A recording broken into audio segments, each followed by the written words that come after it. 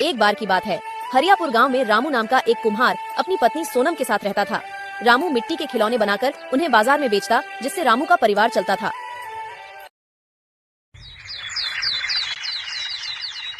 भाग्यवान, ओ भाग्यवान, भाग्यवान सुनती हो?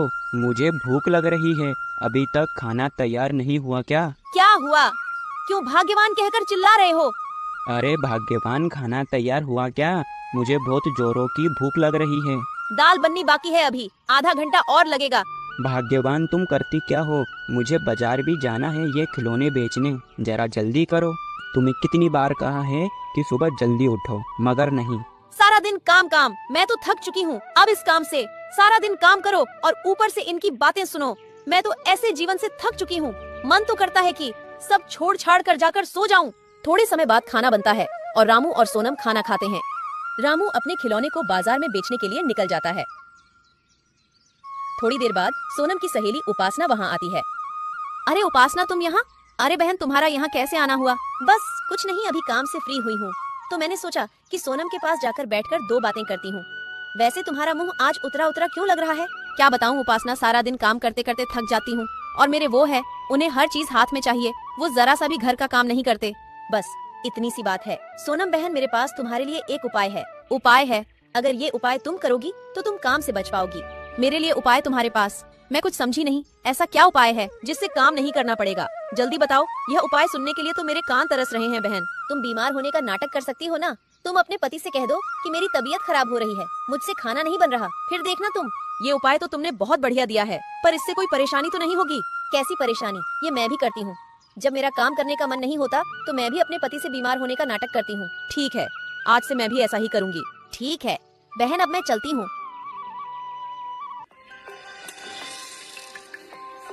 कुछ समय बाद रामू अपने सारे खिलौने बेचकर अपने घर लौट रहा था।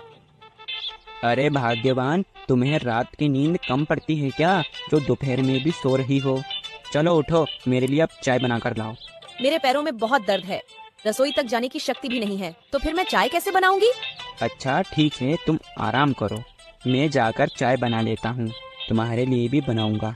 उपासना का उपाय मेरे काम आ रहा है, अब आएगा मजा।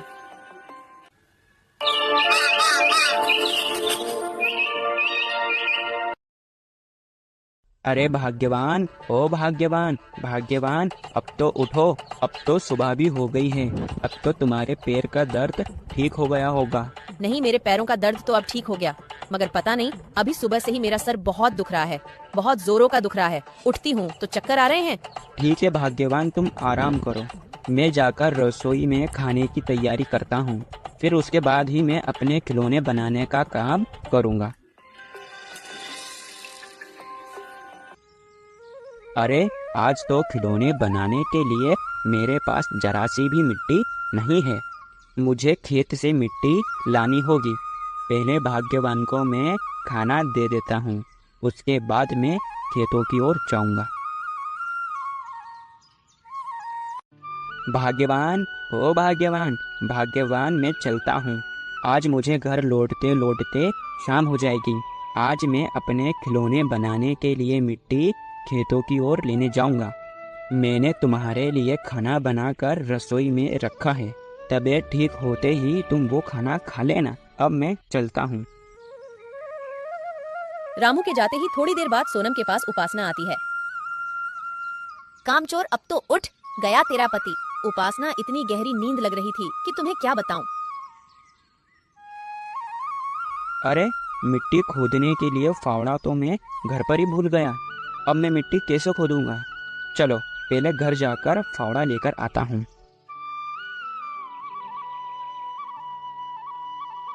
इतनी ही देर में रामू घर पहुंचता है। क्यों सोनम, तुम्हें मेरा उपाय कैसा लगा? मेरा उपाय काम कर रहा है या नहीं? हाँ उपासना बहन, तुम्हारा उपाय मेरे बहुत काम आ रहा है। मैं कल से ही मेरे पति को पागल बना रही हूँ। तुमने जो बताया था बीमार होने का नाटक करना, वाकई में यह उपाय बहुत काम का है। ओ, अब समझा, भाग्यवान ने काम ना करने के लिए बीमार होने का नाटक किया। ठीक है, मैं भी देखता हूँ कि तुमसे घर का काम कैसे करवाना है। भाग्यवान को अब मुझे सबक सिखाना है, जब जाकर उसकी अक्ल ठिकाने आएगी।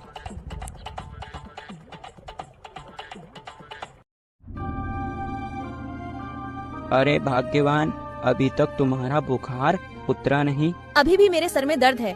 अरे तुम्हारे हाथ में चोट कैसे लगी? कुछ नहीं भाग्यवान, मिट्टी लाते समय अचानक से चक्कर आ गया, जो मैं खेत की मेड़ पर गिर पड़ा, जिस वजह से मुझे यह चोट लगी। अरे बाप रे बाप, तुम्हारा हाथ तो दुख रहा होगा।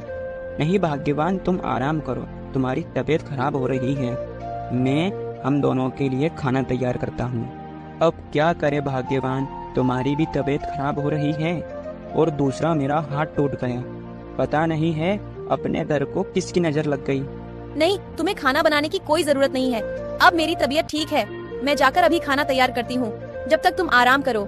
कुछ समय बाद खाना तैयार हो जाता है। भाग्यवान, वेद जी ने मुझे 1 महीने तक काम नहीं करने की सलाह दी है। उन्होंने कहा है इस हाथ पर जरा भी जोर मत देना। भाग्यवान, अब मैं खिलौने कैसे बनाऊंगा? हमारा घर कैसे चलेगा भाग्यवान? ये सब मेरे कारण हुआ। न मैं इनसे इतना ज्यादा काम करवाती, न ये खेत पर चक्कर खाकर गिरते। अरे मैंने क्या सोचा था और क्या हो गया। अब इस परिस्थिति में मुझे ही कुछ करना होगा। एक काम करती हूँ, मैं कल से रोज जल्दी उठकर खाना बनाकर मिट्टी के खिलौने बनाऊंगी और उन खिलौने को बाजार में बेचूंगी, जिससे हमारा घर चलेगा। हाँ, कल से मैं ऐसा ही करूंगी। मुझे लगता है भाग्यवान कुछ गहरी सोच में है। भाग्यवान का ये हाल मुझसे देखा नहीं जाता, मगर मैं क्या करूं? भाग्यवान को सबक भी तो सिखाना है।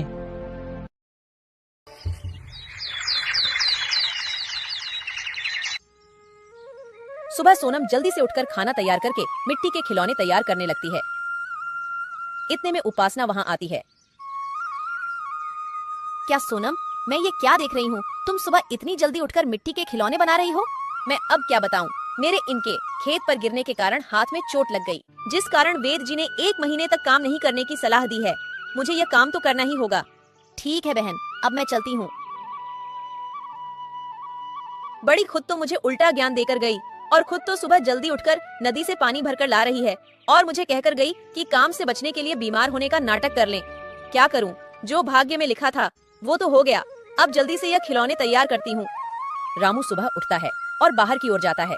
अरे भाग्यवान, तुम इतनी सुबह सुबह क्या कर रही हो? कुछ नहीं जी, बस तुम्हारे बदले के मिट्टी के खिलौने बना रही हूँ। अरे भाग्यवान, तुम्हें यह सब करने को किसने कहा? तुम्हारी भी तो तबीयत खराब है। ऐसे में तुम इतना काम करोगी तो तुम्हारी तबीयत और ज्यादा बिगड़ सकती है। चलो उठो, जाओ तुम आराम करो। मैं अपने एक हाथ से ही खिलौने बनाने की कोशिश करता हूँ। सुनिए जी, मेरी कोई तबीयत खराब नहीं है। मैं तो बीमार होने का नाटक कर रही थी। मुझे माफ कर दीजिए, मुझे काम ना करना पड़े। इस कारण वो मैंने सब झूठ बोला था, सब झूठ। इसका मतलब तुम इतने दिनों से काम नहीं करने के चक्कर में बहाने बना रही हो और सारा काम तुम मुझसे करवाती थी। मुझे माफ कर दीजिए, मैंने बहुत गलत काम किया है। अब आगे से मैं ऐसा कभी नहीं करूँगी। वादा करती हूँ ना, आइंदा से ऐसा कभी नहीं करोगी। हाँ जी, वादा करती हूँ। आप जाकर आराम करो, मैं मिट्टी के खिलौने तैयार करती हूँ। क्यों भाग्यवान, कैसा लगा मेरा मजाक? इसका मतलब तुम्हें चोट नहीं लगी? नहीं भाग्यवान, मुझे चोट नहीं लगी। मैं तो तुम्हें सबक सिखाना चाहता था। इसका मतलब तुम सब जानते थे? हाँ भाग्यवान, उस दिन मैंने बाहर से तुम्हारी और तुम्हारी सहेली उपासना की सभी बातें सुन ली। जब से ही मैंने ठाना कि भाग्यवान को सबक सिखाना है। अरे भाग्यवान, तुम काम से बचती हो, तुम इस घर की लक्ष्मी हो। अगर तुम ही काम नहीं करोगी तो फिर कौन काम करेगा? मुझे माफ कर दो, आगे से ऐसा कभी भी नहीं करूँगी। मुझे अच्छे से समझ आया है। ठीक है भाग्यवान, अब तुम जाकर खाने की तैयारी करो। मैं अपना काम खुद ही करता हूँ। खाना तैयार है। आज मैंने सुबह जल्दी उठकर सबसे पहले खाना तैयार किया। अरे वाह भाग्यवान, चलो आज हम दोनों साथ बैठकर खाना खाते हैं।